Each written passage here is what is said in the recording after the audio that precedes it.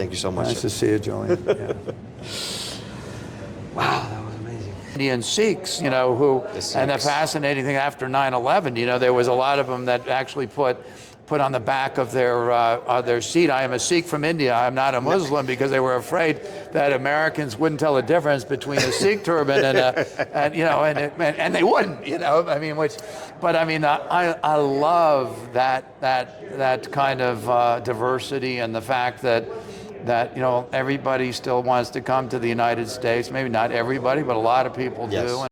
The father of the Jobs Act himself. Thanks to David Weild, we are all able to raise funds for real estate offerings and be able to do business as we do today. So I was a bit starstruck during the conversation and trying to keep it focused and make it as valuable as possible for you guys. And remember to hit that like, subscribe, and notification button and share with another investor entrepreneur you'd like to see prosper as well. Enjoy.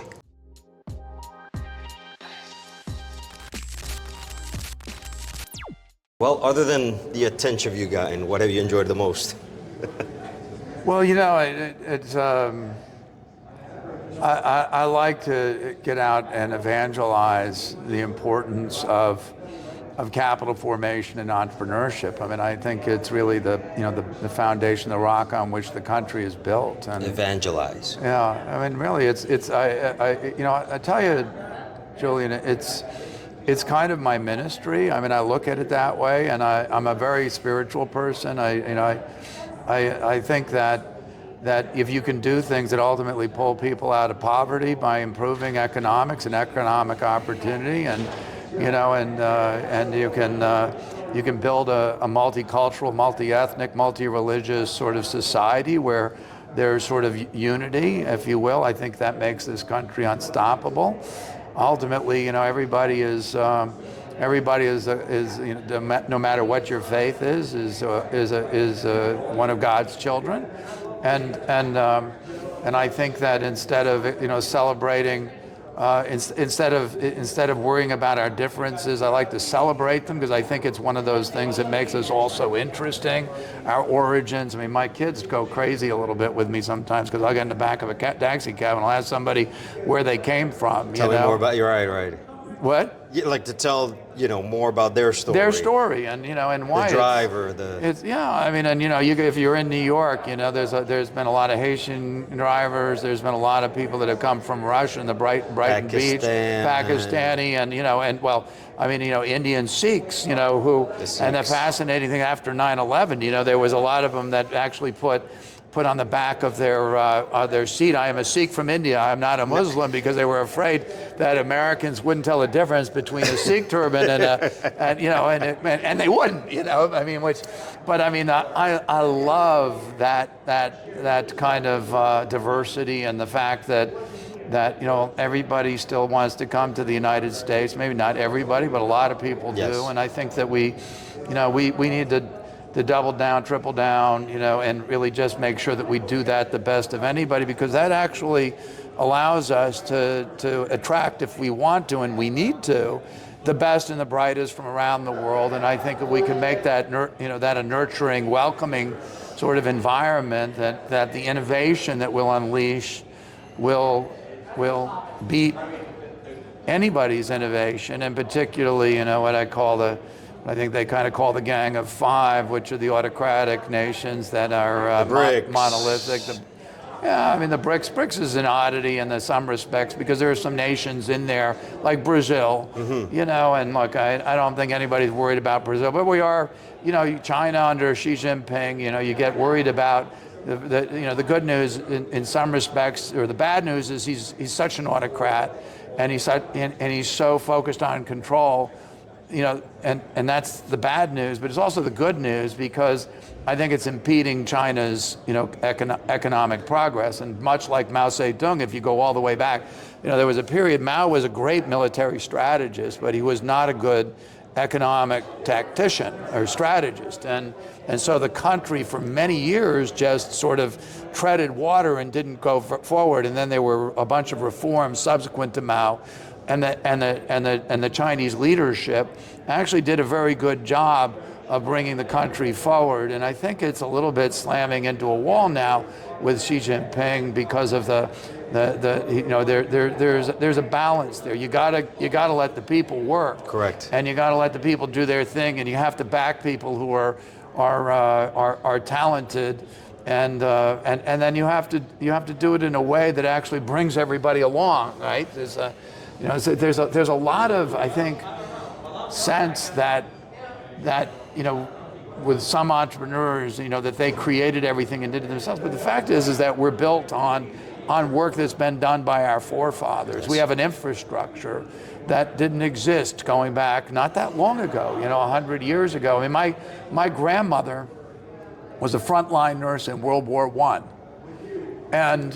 And she would never talk about her experience because she said that, I would think that she was a barbarian. And the reason is that it was pre-penicillin, and the mortality rates from wounds and infections was 50%. Okay, and so, we take for granted, the environment that we live in, and the blessings that we have built on the backs of all these various innovators. And as I get a little bit concerned about the anti-vaxxing issues because, there are entire diseases that we don't experience any longer, like smallpox, that have been largely eradicated by vaccines, polio, Polio. So there, maybe the proliferation of the social media and the lack of control over quality of information. So everybody has a megaphone, and you have a lot of complete morons that have megaphones, and people sort of live in that echo chamber of misinformation. And we have to figure out a way to kind of make sure that we can separate fact from fiction, fact from opinion. There are a lot of evildoers that take advantage of that freedom of information, and they corrupt. To spread misinformation. Absolutely. And we know that the Russians are doing it. We know that the Chinese are doing it. We know that the Iranians are doing it. And so I think that we have to create filters and standards that get control over the social media. I don't have a problem with people tweeting whatever they want to tweet, but I think that things have to be marked so that people know this is opinion, or this is not from something that a reputable source. Exactly right. And how do you define that? But there's things that meet a journalistic standard that have to go through a filter, that are branded and that maybe have two sources of information. There are things that are opinion, and they should be branded as opinion.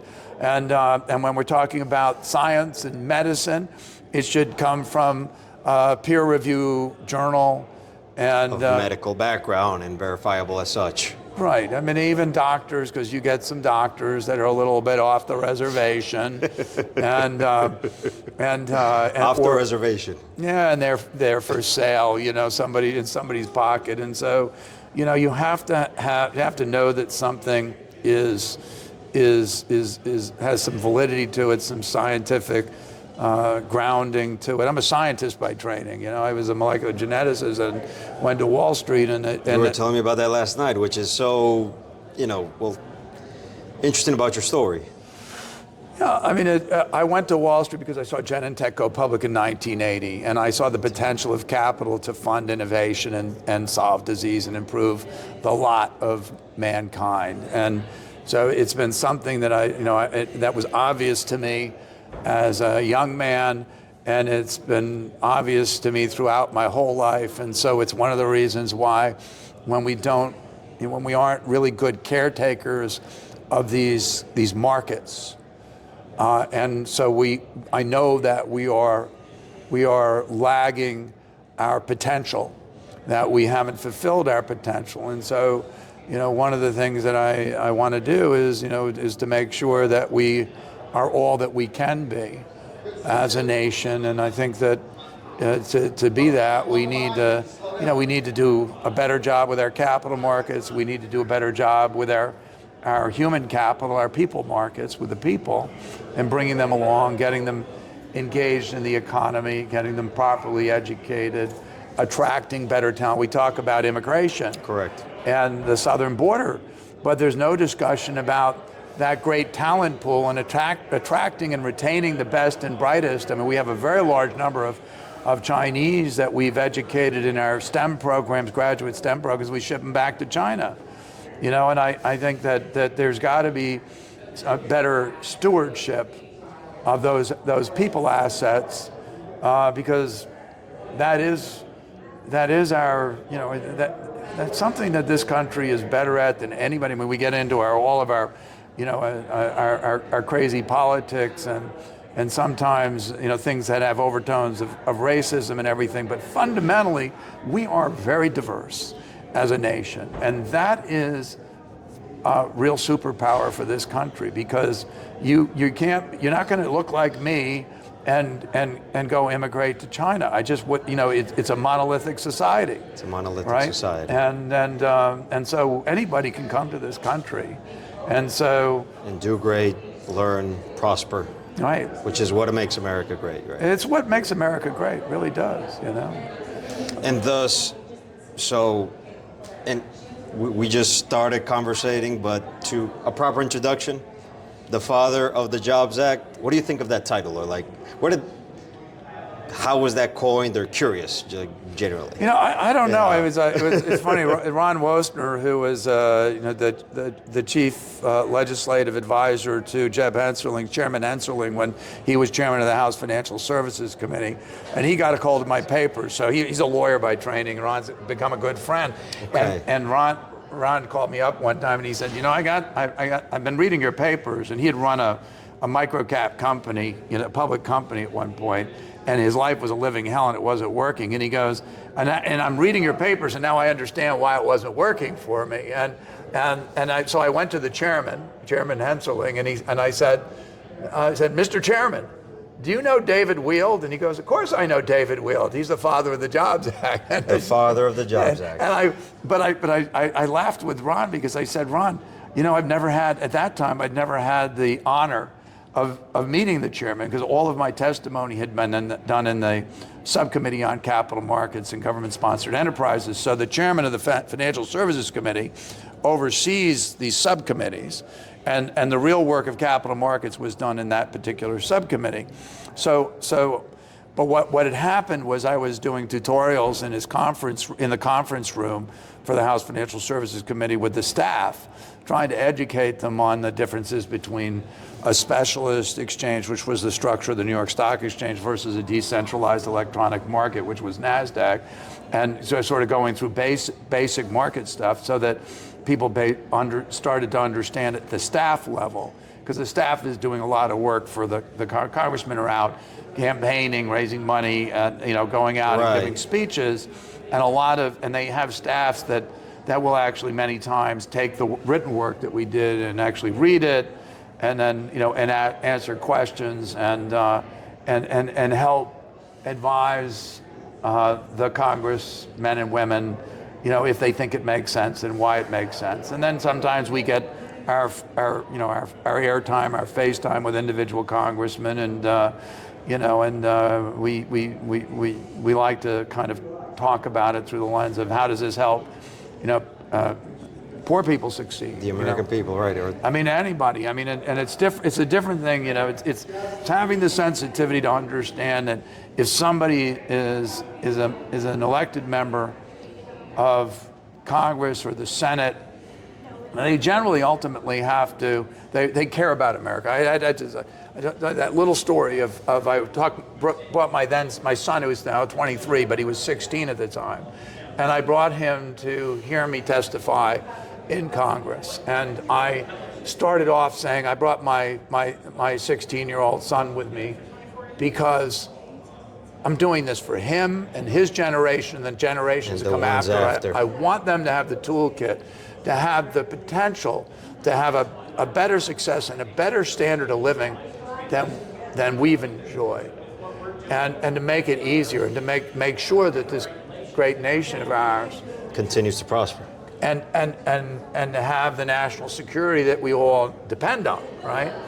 And so at any rate, we spoke about an idea that actually now Congressman Emmer up in Minnesota is working on a little bit, called venture exchanges.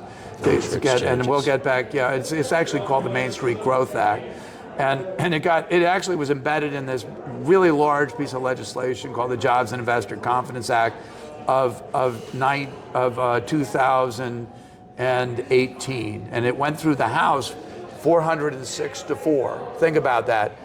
That's so lopsided you can't even get a proclamation in support of motherhood and apple pie through the U.S. Congress, 406 to 4, and they did that. And it was something that Chairman Henseling referred to as Jobs Act 3.0. 3.0. Because there was another version. We had a 2.0, which was the FAST Act. Which you were telling me about last night, yes, briefly. It was the Transportation Act, but they added some enhancements, if you will, to the Jobs Act in the FAST Act. And they've been continuing to iterate around it. And so what I learned from this process is, look, I do not have a monopoly on good ideas. There's a lot of really bright people that are creative. What I have is an ability to kind of do the research and say, here's a problem, here's a different way to think about things, get people motivated, change the conversation, and then they will go out and they will come up with their own solutions. So the Jobs Act is actually an omnibus bill. It was actually 6 different bills wrapped into one that had actual, import, and we had a hand in pretty much all of them to varying degrees, some more than others. But they went off to their own corner. We gave them sort of that rallying cry. You saw the chart with the big drop off in the number of listed companies trading on the on the American stock markets, and the big drop off in the small IPO. And so, the gentleman who's now the chairman of the House Financial Services Committee, Patrick McHenry, he was actually a Republican that was the original sponsor of Reg CF, crowdfunding. And Chairman McHenry had witnessed his father growing up having a really difficult time raising capital. So he kind of was inspired by the data that we presented, and he went out and he came up with a solution. And there were other people that had an interest in making it work. And it started out as actually $2 million exclusion, and then it went over to the Senate. They cut it down to $1 million. $1 million. And then they came back, and the original version that Chairman McHenry had worked on was $5 million, and they ultimately took it back up to $5 million. And to this day, it remains a Reg CF offer is $5 million. Right? Yeah, I believe so. Yeah, but I think it has an inflation escalator in there. I mean, it's one of the little pieces of trivia that very few people would know, is that Regulation A+, which is, you can go to the public, it's up to 75 million, I think, right now. They're going to raise to 150. Yeah, they want to raise it, but the irony, and we could do the math, but it was Regulation A was passed into law in 1933. Okay, it was $5 million. There was during the Great Depression. Yeah, it was there to kind of help, but that was back when $5 million was a lot of money. Right. And so, if I took, we should do the inflation, but I'll bet you that $150 million, that if they take it to 150 might be million, that $5 million back million, then. Exactly right. From almost a century ago. So it's all the way back to the same thing, and and the fascinating part is that it existed for a long time. The world didn't come to an end. We had all these people that didn't do their homework, that were afraid of it. So was it part of FDR's New Deal? I genuinely did not know this. Yeah, no, it got added to, I think, the I don't know if it was the Securities and Exchange Act, 1934, 33. It would have been the 33 Act. So if you go back, at that time, they were, they had this massive crisis where there was asset management embedded into an investment banking and commercial banking, all wrapped into one kind of an entity. And they commingled funds, and it actually, during the Great Depression, and they lost a boatload of money. So they separated banks from investment banks, and that was a piece of legislation called Glass-Steagall that then ultimately was sort of repealed by Graham Leach Bliley. This is not until the late 1990s, if memory serves me correctly. Oh, wow. And so now you see, like, a J.P. Morgan got back into the equities business in the United States. It had been out of it for a long time. In fact, J.P. Morgan and Morgan Stanley were, if you've gone way back to J.P. Morgan in its infancy, they separated out the investment banking side from the commercial banking side. Because they had to. They were forced by that law, right? And so Morgan Stanley and J.P. Morgan were originally one entity that were split. And now today, J.P. Morgan got back into the equities business. Morgan Stanley remains. Remains as an investment bank, right? Yeah. So and I think that they actually got their banking powers in the wake of the financial crisis of 2008. So everybody is increasingly more of what I would call an omnibus bank, all under one roof. But I think that the message is that we kind of reinvent ourselves, right? One of the challenges is, you hear there's been a lot of concern voiced by the Democratic administration, the Biden administration, about antitrust. Now, we reinvent ourselves as a nation, or you mean capital markets, or our businesses, right? I mean, we birth entire new industries. And we had companies going public, but if you can't get those companies public the way you used to, you have fewer public companies. You end up with a greater concentration of wealth in the hands of a few. And we go back to monopolistic times. Right. So there's two ways to deal with monopolies, right? One is breaking them up the way we did the AT&T, the AT&T, and they created the Bell, right? Way back when. And then the other way is that you have markets that allow sort of continuous flow and earlier IPOs that can get capital, so that the access to capital does not become the right of a precious few that live in highly concentrated markets where there's massive amounts of private capital, like Silicon Valley, like New York, like Boston. That was your idea, your premise with the Jobs Act? Well, I mean, my premise wasn't smart enough to figure out how to fix it all in one fell swoop. And so what I sort of settled on was changing the conversation, working with people on some solutions. Yeah, and just getting people to focus on some things. It's an educational process, mostly. And I didn't really lobby.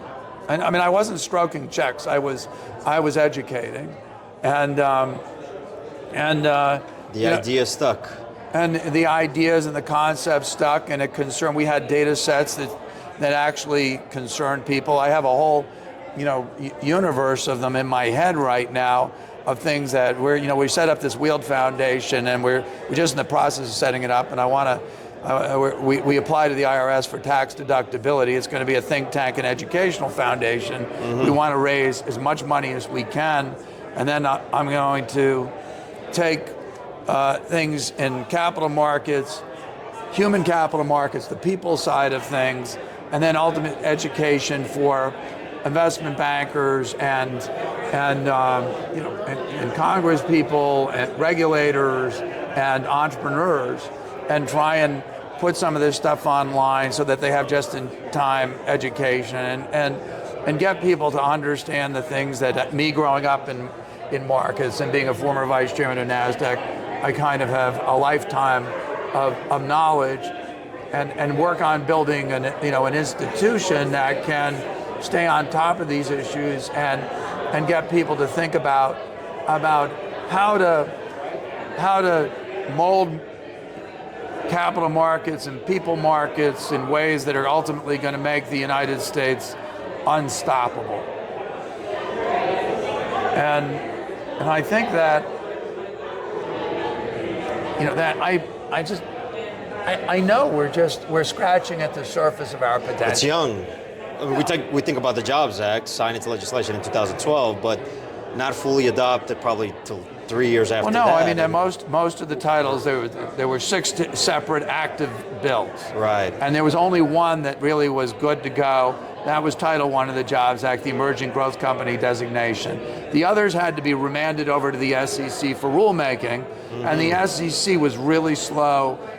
They would argue at the time that it was because they had Dodd-Frank rulemaking, and there were 3,000 rules, and they didn't have the capacity to do it.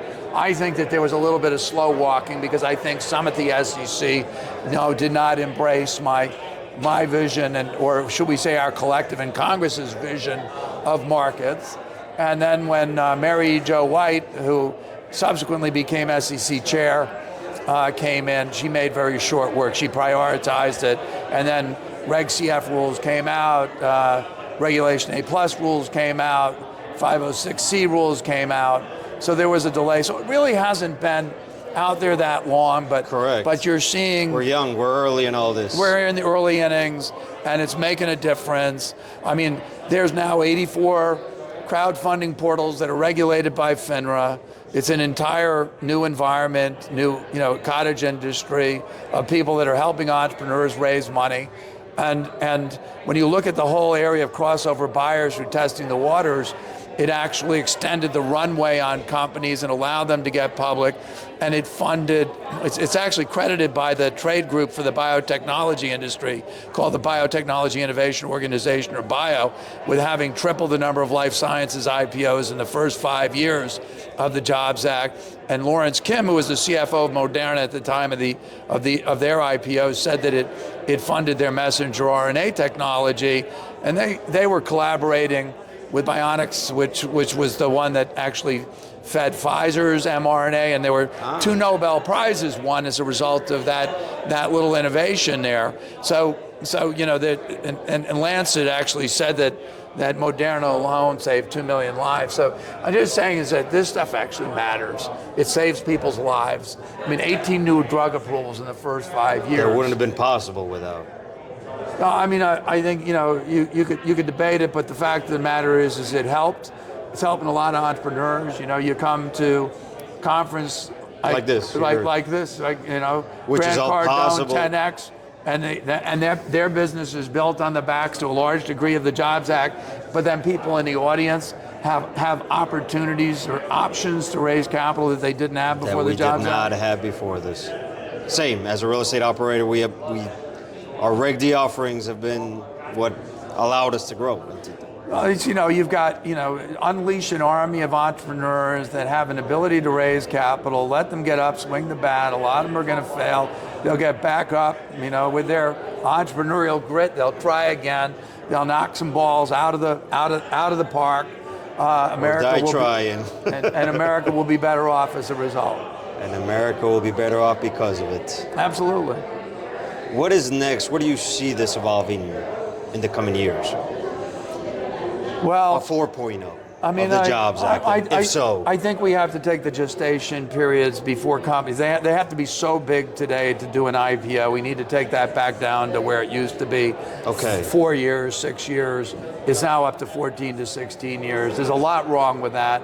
But I believe that if we could do that, and this is the thing that Congressman Emmer is working on up in Minnesota a little bit, is that we could probably take $500 billion out of the public markets, which are $40-50 trillion market value markets. I have to update the numbers. Probably 50 trillion now. $500 billion. I heard 46 somewhere. Yeah. $500 billion is a smallish portion of that. But if I can take the gestation period before you can do an IPO and make it as short as 4 to 6 years as opposed to 14 to 16 years, right? That means that the likelihood of you getting an exit by investing in private companies is dramatically higher, which means all of a sudden people are going to want to take the risk because there's less risk of getting an exit. They're going to want to take the risk of investing in private companies. And so that money becomes more plentiful, but it also means that you don't have to be a unicorn to do an IPO. So that means that if you're in Milwaukee, Wisconsin, and you got a great idea, they're not going to tell you, after you do your B round or your C round, that you got to move to Silicon Valley if you want to get. You have to go to venture capital. And you have to get funded.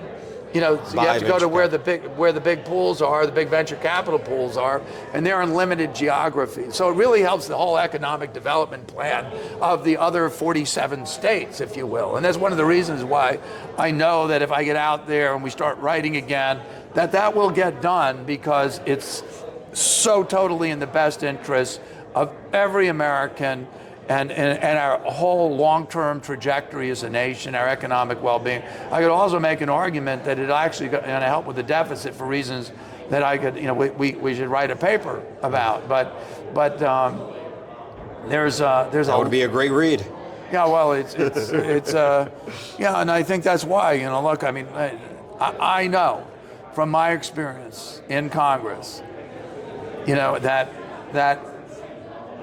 most of our congressmen, left or right, Democrat or Republican, most of our senators, left or right, Democrat or Republican, are Americans, and they want this country to succeed. They may have different views on it. Country, yes. And our magic has been that we've been able to paint a picture about how through capital markets, and that we can all succeed. Okay, collectively succeed. That it's better for well-to-do people, it's better for poor people. Allow capitalism to reign. That's right, in the right ways. But you can really do some perverted things with it. You got to get it right, and so the challenge to some degree, and it's not to take a shot at my colleagues, some of the regulators, but they haven't been practitioners, right? And most of the regulators historically have been people who have worked on the legal profession or on the legislative side, and so things that we take for granted as practitioners, we understand the cause and effect because we experienced the rule changes and we had to react to those rule changes. We know the damage that they did. Okay, so we can speak to authority with it, and I think sometimes it's a little bit of a shame because I think that there's a tendency on the regulatory side to be skeptical of the motives of people that come from the street that were practitioners because they feel like we're always trading out of self-interest, right? And I, as I said one time when I testified in Congress, somebody asked me what my conflict of interest is, and at the time I was publishing through Grant Thornton, which was an audit firm, and I said, look, we want more and more companies to be able to go public. We want more and more economic activity. That means that there will be more and more clients for firms like Grant Thornton, okay? But there will also be more and more clients for lawyers. There will be more jobs. Of course. There will be, markets that are developed and technology innovations heretofore we can't imagine. We're going to move the country forward. So while we will be a beneficiary of it, the whole economy will benefit. Of the country will benefit as well. And the congressman who asked the question said, Mr. Weild, that is a very good conflict to have. That is a very good conflict to have. Yeah. So I mean, it's the proverbial. We want to create a rising tide that lifts all boats. So that's where we are now, and you're to a point you just made it. This is my baseline. Like, I've only known and done business by the Jobs Act existing. How did the capital markets look like before all this? Curious. Well, we had, first of all, we didn't have a wealth advisory business the way it's structured today, where people were charging a percentage of assets under management. Mm-hmm. Those, hundred thousands of wealth advisors were stockbrokers, and they sold and they marketed individual stock ideas, and there was massive amounts of research and on single stocks, and we had a culture of people talking about companies, not indexes and exchange traded fund concepts like by the sector. ETFs were not. We were buying stocks, not indexes. Understood. Okay, and I think that's really important because it teaches you how to look at a company, a business. It also helps the market trade more efficiently and allocate capital to the better ideas. The stock is up because the stock did well. And I think that we've lost a lot of that market efficiency, particularly in the small and micro cap stocks, to the point where the sophisticated institutions that have the research have largely abandoned some of these micro cap stocks because they can't get the liquidity because there are no intermediaries to help them with size liquidity. They move the market around to their detriment. They want to sell, they created the stock, they want to buy, they move the stock up, it kills their returns. So you talk to a Fidelity or a T. Rowe Price or somebody that's on the trading desk at one of those major fundamentally oriented institutions. I mean, they've largely gotten out of sub $250 million market value companies. And they'll show up owning a few, but I mean, but I've seen on the book of a $30 million deal. T. Rowe had to get so much, they took a 20% share of the actual deal, and so if you look at it, how do you trade in and out of that without killing the stock? Then you change your mind, bam, you created the stock, and there's nobody to remarket the shares. So we end up with those smaller capitalization stocks, which trade very different. They're a world apart from a large cap stock, which benefits from, literally, our minds can't really grasp, how different those stocks are. These tiny little... The smaller capitalization. They don't trade anything like the large cap, but yet we have this incredible stupidity, which is this one-size-fits-all stock market. And we trade the large cap stocks the same way we trade and market the small cap stocks, the micro cap stocks.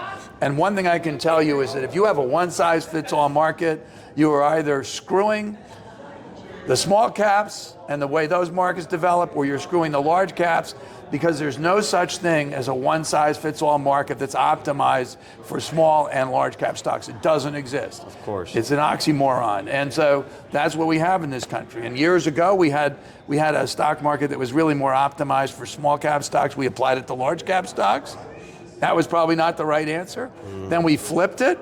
Now we're optimized for large cap, but we've basically thrown the baby out with the bathwater by undermining that part of our economy where the real innovation and job formation really exists. So we've hurt American competitiveness through the lack of wisdom of some of our people that are in charge, who just really don't have the real understanding that's required of how markets really work. So, there needs to be two types of markets. And they have to be optimized for smaller capitalization stocks and larger cap. And in fact, the legislation that was embedded in the Jobs and Investor Confidence Act of 2018 is this particular piece of legislation that I worked on with Congressman Emmer, called the Main Street Growth Act, which is a venture exchange. And there's some people that are challenging it. But it's really largely because they don't know that this is the feeder system to the big leagues, and it'll actually create more raw substrate for them to trade. So it'll actually help even the high frequency trading community, because you've got to keep replenishing, the numbers of stocks that you have to work on. And if you don't have an incubation part of the market, the smaller cap market, you won't have the opportunities to make use of your trading technologies and the things that you've made all that investment in. So it shouldn't be thought of as mutually exclusive. People get threatened by it. It's misplaced. I tell you, if you want your kids ultimately to go work for the Chinese, then maybe you don't want to jump on board and do the Main Street Growth Act, because but you probably should be better off just moving to China and letting the rest of us do what we know needs to be done. Needs to be done. Where do you see the future of this, in particular to real estate? I can tell how it's changed how we do business. We're here at the Cardone Conference, and how we've applied it to real estate offerings, etc. How do you see it going into the future as well, or evolving into the real estate industry?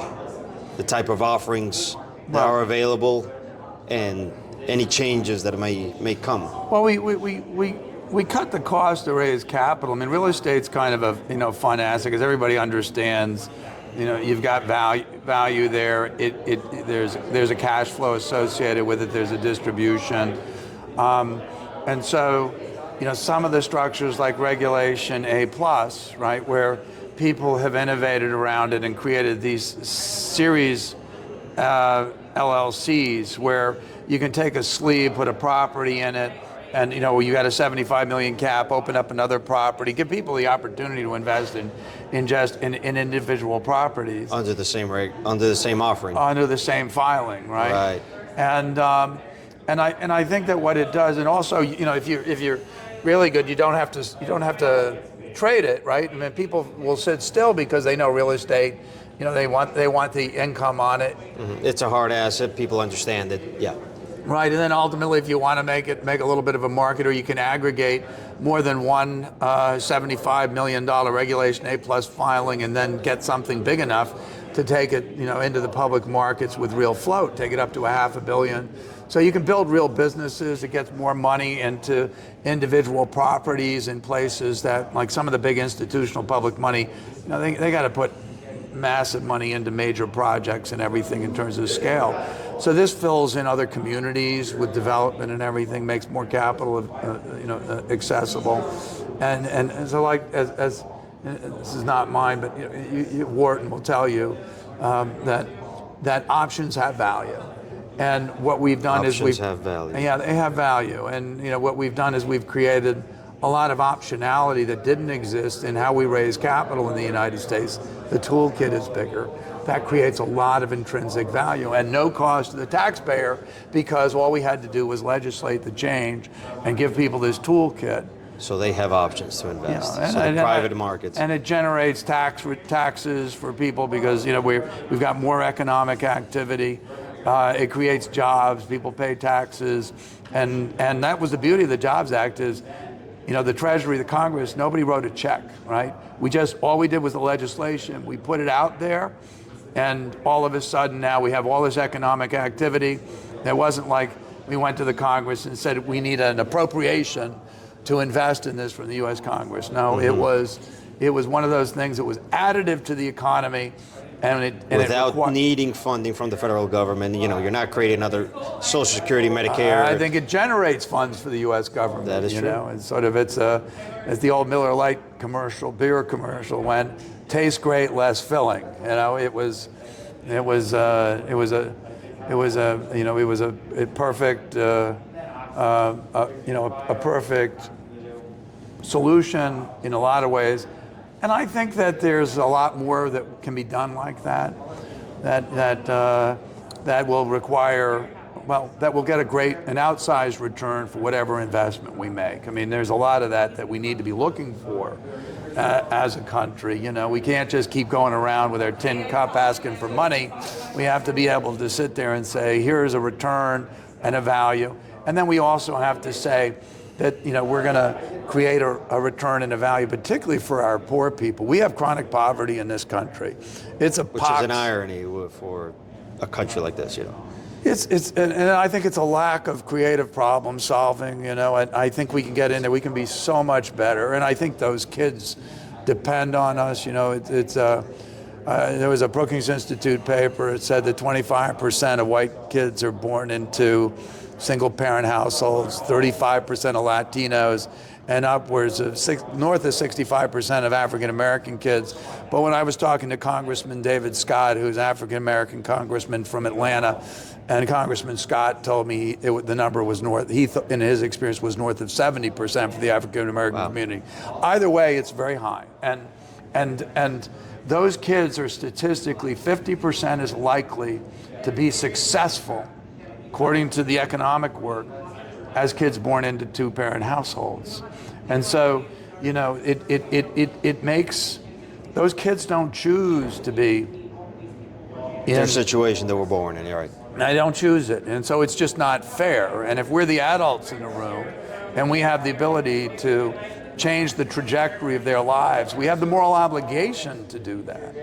Okay? We can't sit on the sidelines and say that what we have today is good enough. And it's like, as a Christian, right? When you go and you look at the repeal of Roe v. Wade, and like I have a brother-in-law who's a one-issue voter, and he did it on the basis of the repeal of Roe v. Wade. I mean, that was the only thing that he cared about.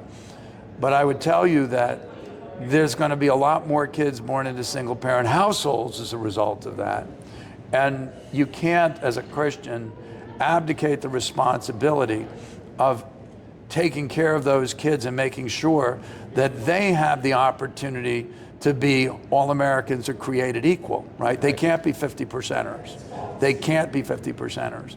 And so we need to the church needs, the churches, the Baptist church, all of the Church of God in Christ, which is African American, an African American church. All the churches need to come together, the synagogues, and start to say, how are we going to head this problem off at the pass? Because it's going to be a big problem, and I mean, I'm not going to wade into pro-life versus pro-choice. I mean, the state governments people have chosen, but remember, there's going to be a cost. And the cost is going to be a lot of kids growing up in poverty. And we have to figure out how to make sure that we improve the trajectory of their lives, the opportunity in their lives. And we can't abdicate that responsibility. It goes with the repeal of Roe v. Wade, and I think that needs to be understood more broadly. And being the man with the superpower of the being able to get things into legislation in a way that they become legislation, what do you think is the next step, or what else were you thinking about this earlier, how this evolves from here? Well, I mean, I think I've told you, we want to get the Weild Foundation funded so that we can write the economic papers, and I believe that we need to get the whole country focused on labor participation rates and driving those higher. Rates. I think that in economic terms that the unemployment rates are the great false comfort. It's the great rope-a-dope. That, if you go back and you look at the Clinton administration, 97 to 2000, which was the last time that we had a balanced budget, we had similar unemployment rates to today, but we had significantly higher labor participation rates. So that means that we had a higher percentage of our populace working, which takes the burden down on entitlements and increases the amount of tax revenue. Mm-hmm. Okay, and there was also a lot more IPOs. So we were doing 600 to 900 IPOs a year, and our GDP is twice the size. So let's just say that it should be on equivalent terms, 1,200 to 1,800 a year. Should it be equivalent, or? Yeah, it'd be today. It would be like doing 1,200 to 1,800. Got it. And I think we're doing less than 150. So we were doing an order of magnitude more IPOs.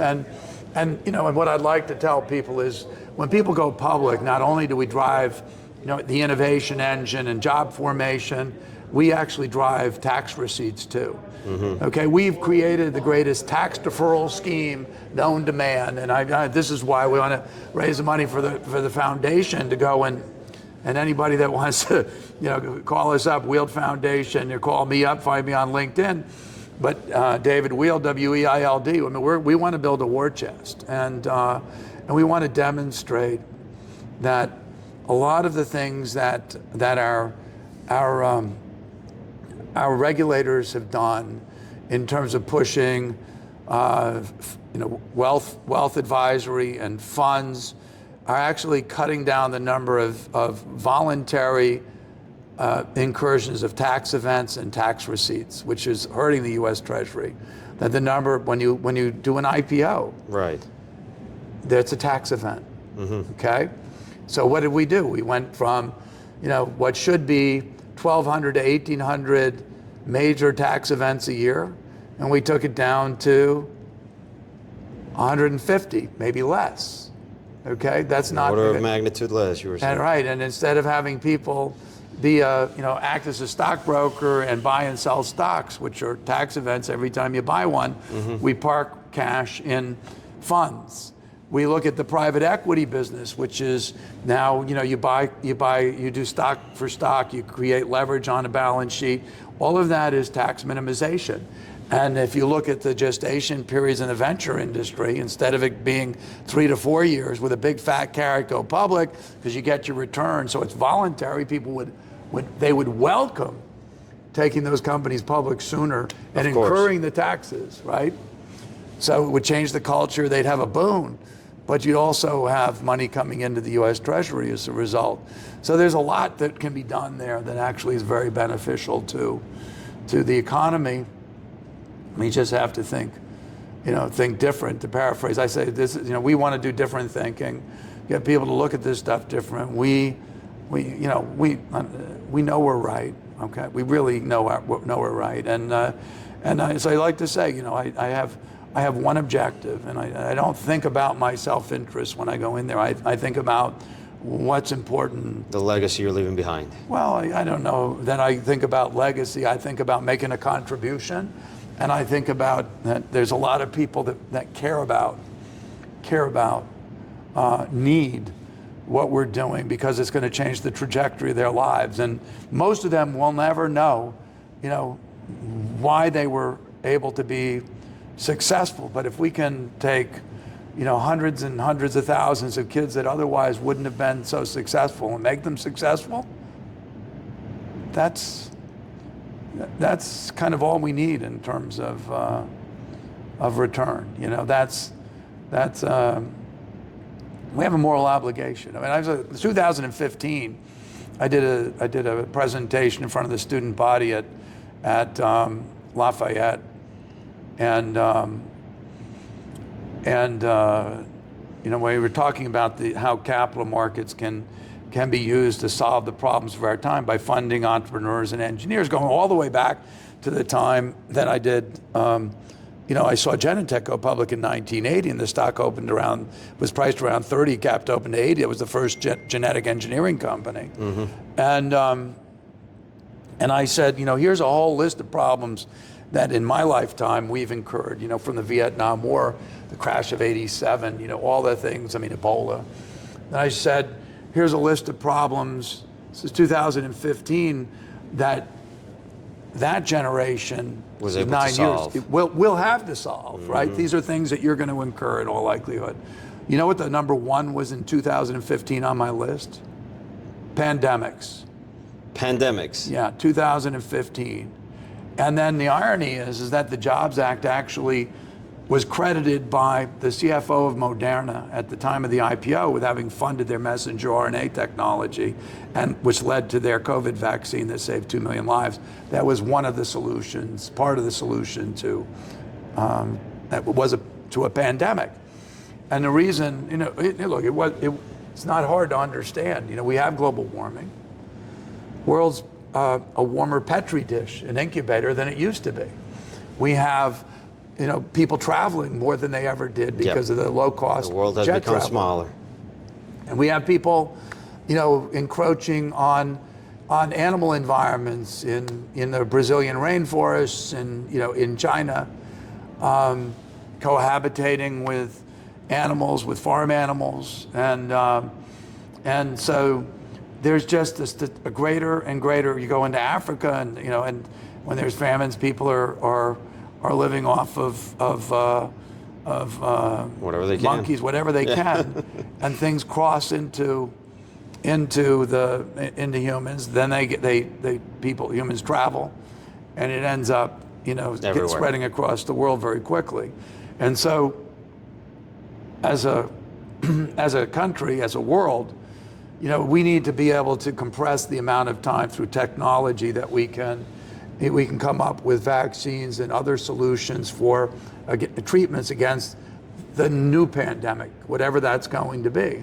So the science is actually able to increasingly shorten the period of time to getting a vaccine into circulation, and that is the kind of thing that's going to save millions and millions of lives. But the statistical likelihood of a pandemic, I believe, is higher today than it was when I was born, for the reasons that will I only outlined. Increase.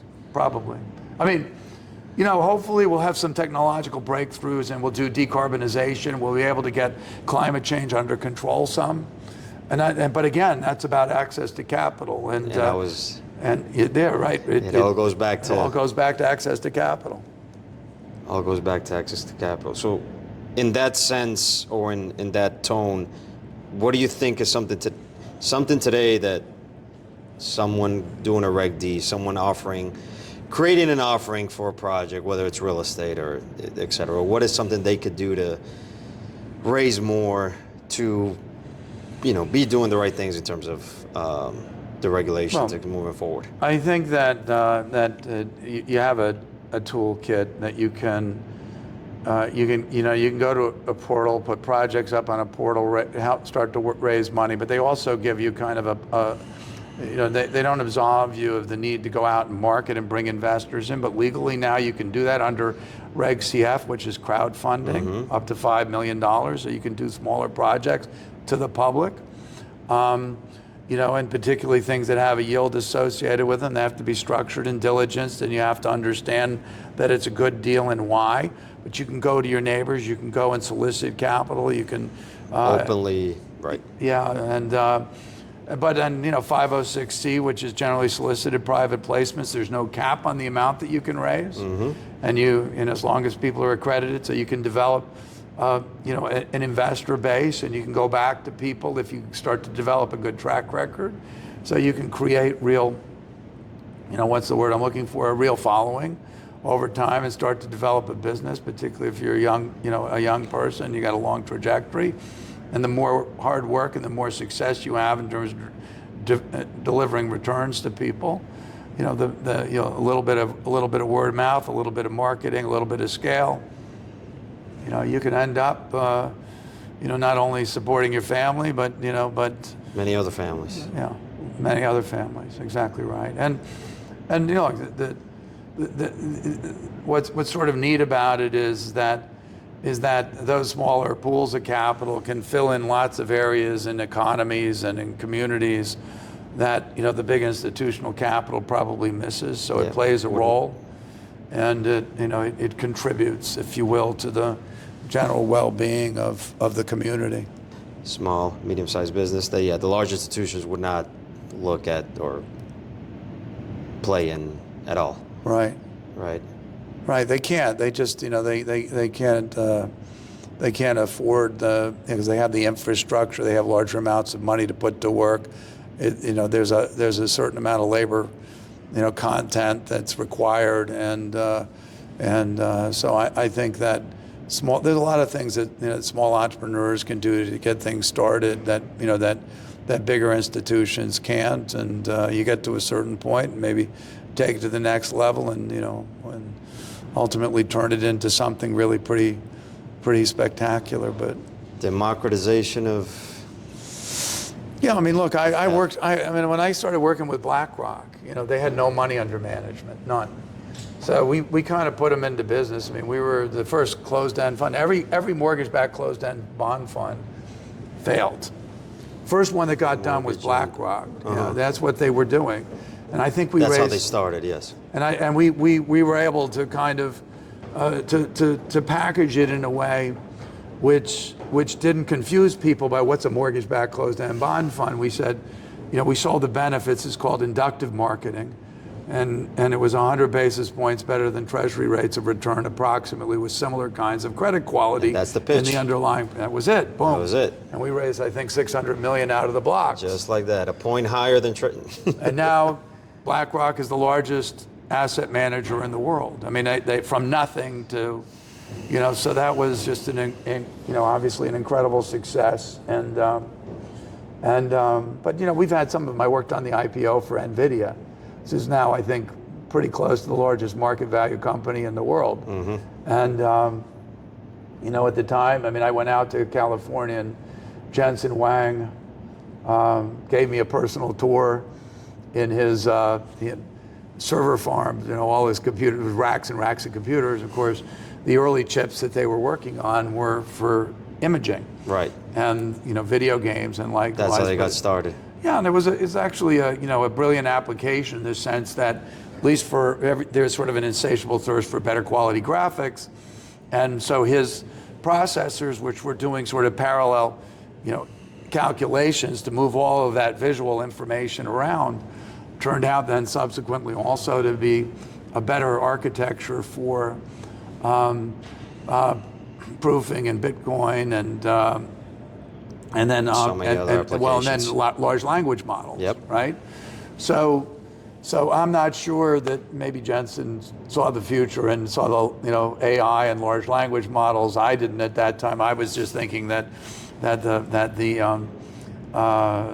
the application, which was graphics, was a killer app, because there's just I was a long time ago. If you looked at the graphics initially, they weren't great, and then all of a sudden they became great, and they got progressively even better and better, and more pixels, if you will, on your television screens at the same time, and the flat panel displays. Back in the day.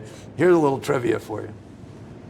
Do you know where the word bug comes from, like in a computer program? A computer programming bug? I do not. So your original computers were done with vacuum tubes. Correct.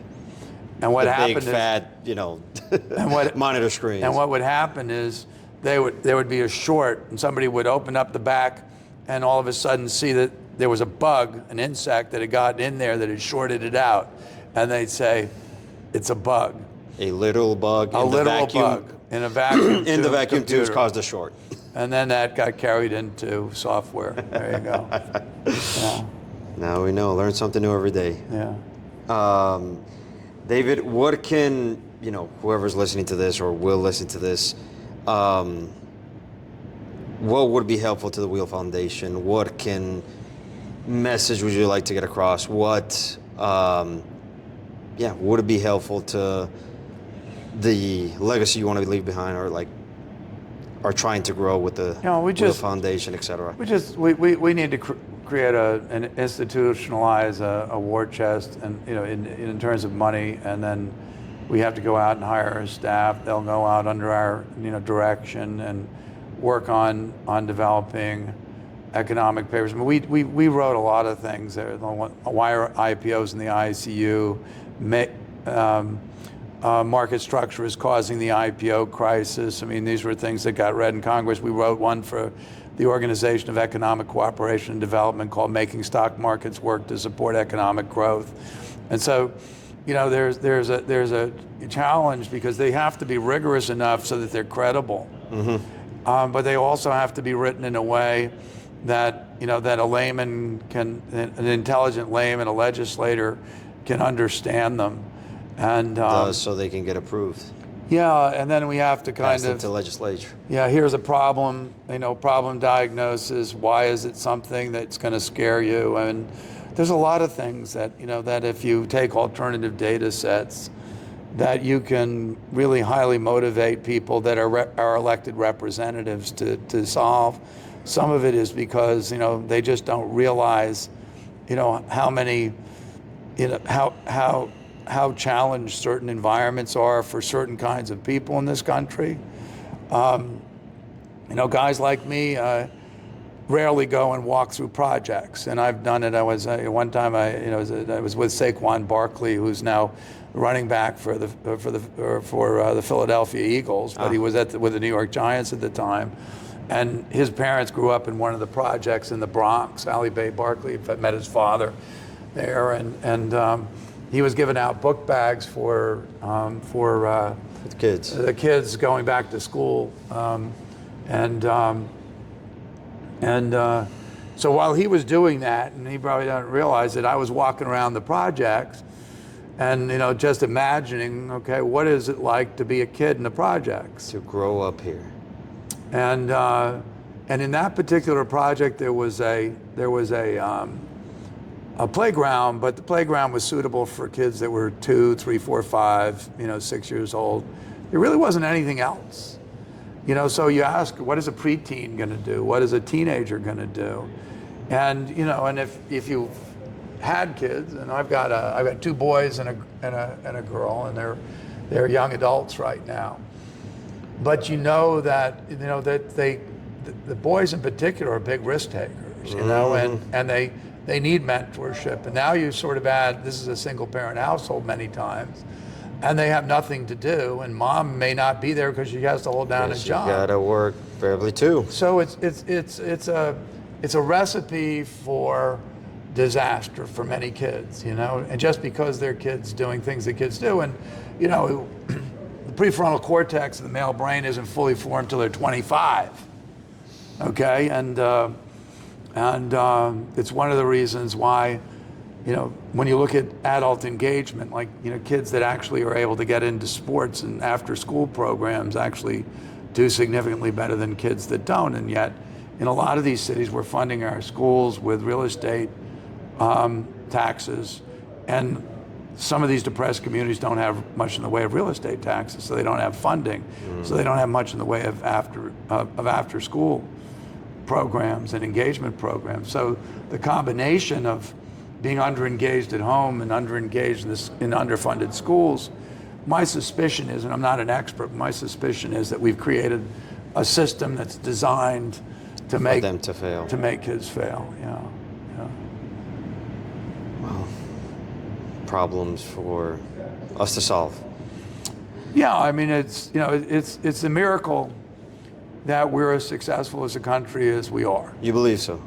Well, given how much potential we've left on the table, and I think that we have to be careful to sort of buy our own press, being the shining city on the hill, and we have to understand that in order to sustain that, we have to be the best that we can be.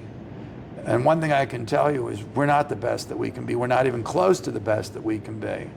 That we have so much more potential, and I think that if there's a kind of a sacred obligation of our politicians in general, it's to